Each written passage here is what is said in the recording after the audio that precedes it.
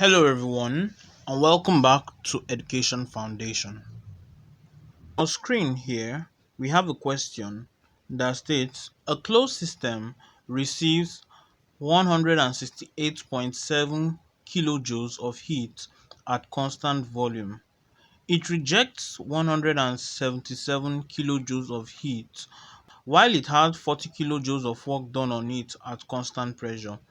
If an adiabatic process can be found which will restore it to its initial state, how much work will be done by the system during that process?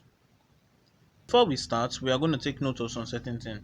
The type of system that is involved or used in this question is a closed system. So what is a closed system? A closed system is a system whereby mass cannot go in and out of the system, but heat and energy transfer can occur in the system. So now the next thing is that the closed system then receives 168.7 kilojoules of heat at constant volume. So we should take note of the quantity of heat the closed system receives and then the type of process it undergoes, which is a constant volume process. So the question further goes that it rejects 177 kilojoules of heat while it has 40 kilojoules of work done on it at constant pressure.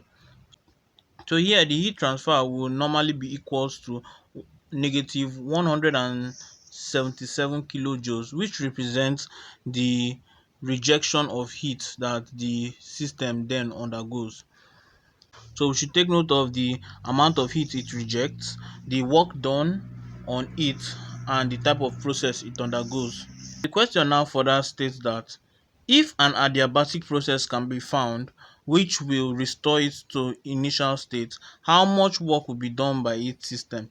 So you should take note that in this next step, which is the next phase of the question, an adiabatic process must be involved. So we should not exclude that. An adiabatic process must be involved.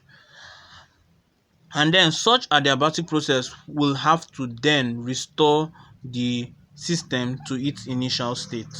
So take note of this. And then the final question is that how much work will be done by the system during that process. So the final thing we are supposed to do is to get the amount of work that will be done after the system has undergone all these processes. Now that we know all of that, let's start solving. The first process we'll be starting with is the constant volume process. So for the constant volume process, which is process 1,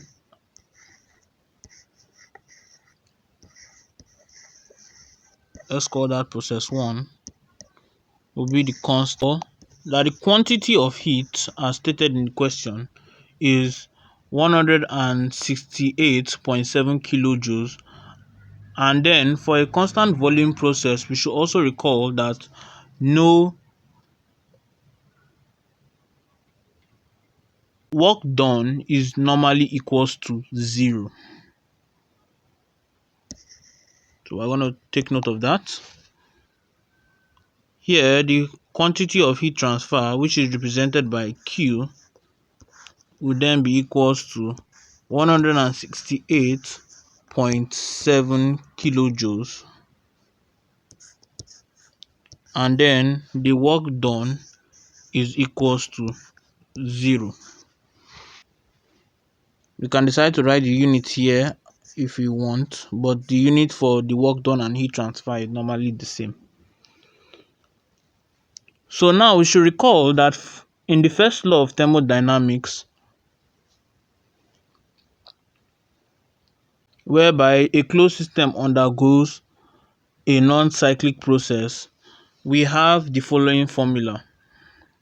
From the first law of thermodynamics, the quantity of heat transfer minus the work done is equals to the change in internal energy. How did we get this formula from the first law of thermodynamics? You should remember that when we are talking about the first law of thermodynamics in reference to a cyclic process, the quantity of heat transfer is normally equals to the work done. But in this case, the quantity of heat transfer, it is not equals to the work done. Hence, we are going to make use of this formula.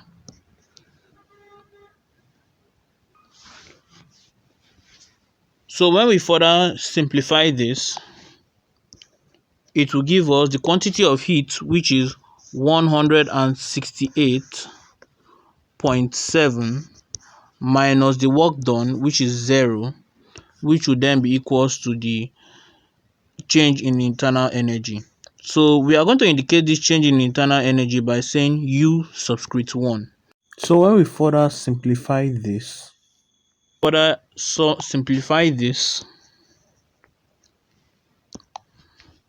this will now give us delta U subscript 1 to be equals to 168.7 kilojoules.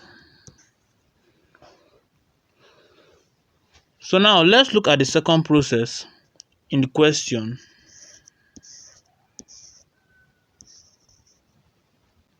Which then tells us that it rejects 177 kilojoules of heat while it had 40 kilojoules of work done on it at constant pressure. So the process here that is involved is a constant pressure process.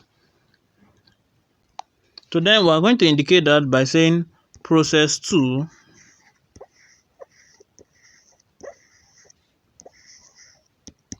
which is a constant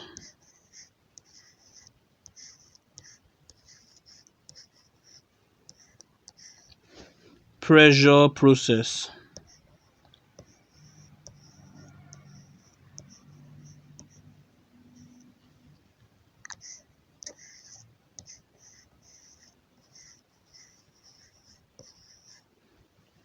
So from the question, the amount of work done is equals to minus 40 kilojoules, and then the amount of heat transfer is equals to negative 177 kilojoules.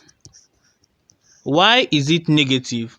From the question, we observe that the question told us that the system rejects 177 kilojoules of heat. So that is why it is negative in this case. So then we are now going to apply the first law of thermodynamics, which I applied before, which will then give us Q minus W, which is equals to delta U. And in this case, the delta U will then be represented by a subscript 2. So from the question, the value of Q is negative 177 kilojoules. So we're going to substitute that by saying negative 177 plus 40, which will then give us our value of delta U. So when we solve that, delta U or delta U subscript 2 will then be equals to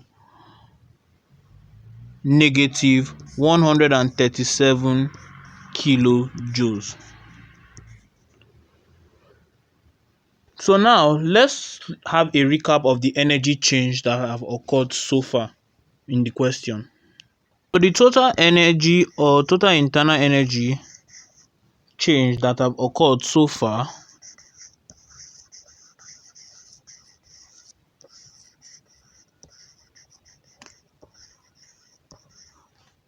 will then be equals to delta U subscript 1 plus delta U subscript 2.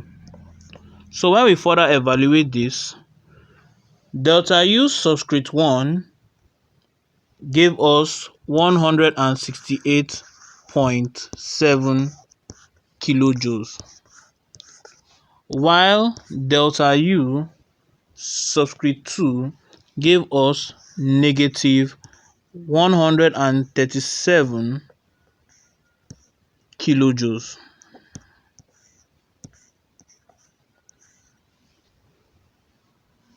So when we further evaluate this will then be equals to 31.7 kilojoules.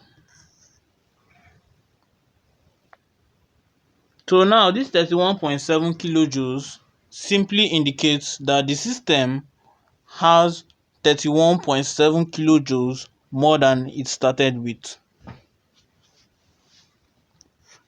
So we should not forget to put our convention sign, which is positive here, to indicate that.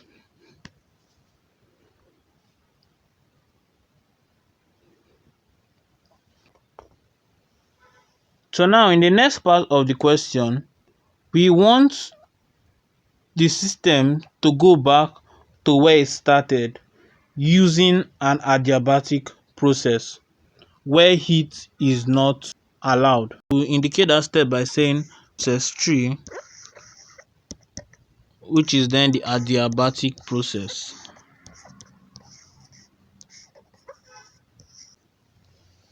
What is an adiabatic process? Simply, an adiabatic process is a process whereby there is no heat transfer, or heat transfer does not occur in the system. In other words, the heat transfer is equals to 0. But in this case, we are going to make the adiabatic process to be in a way that the system is going to go back to where it started. So in other words, in the adiabatic process, as I stated earlier, the quantity of heat transfer will be equals to 0.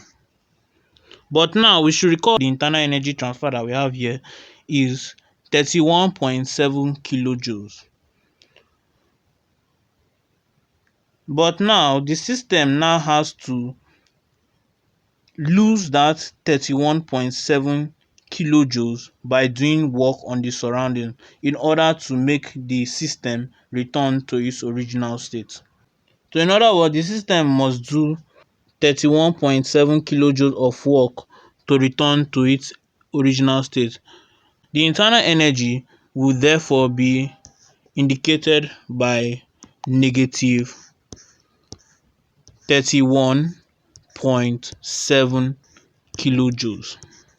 Since the system has to do 31.7 kilojoules of exact work on its surroundings. We are now going to make use of the first law of thermodynamics now, which states that the internal energy is equals to the quantity of heat minus work done.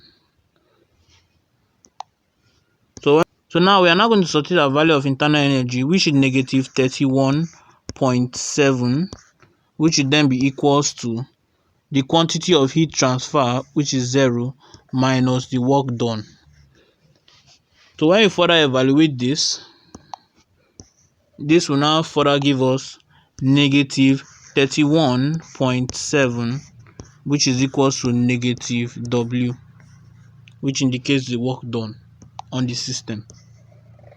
So our work done will then be equals to negative 31.7 divided by negative 1, which will then give us 31.7 kilojoules. So in other words, our work done by the system after it has undergone that adiabatic process would then be equals to 31.7 kilojoules. If you found this video helpful, don't forget to like, subscribe, and drop your questions in the comment section below. Thanks for watching, and see you in our next video.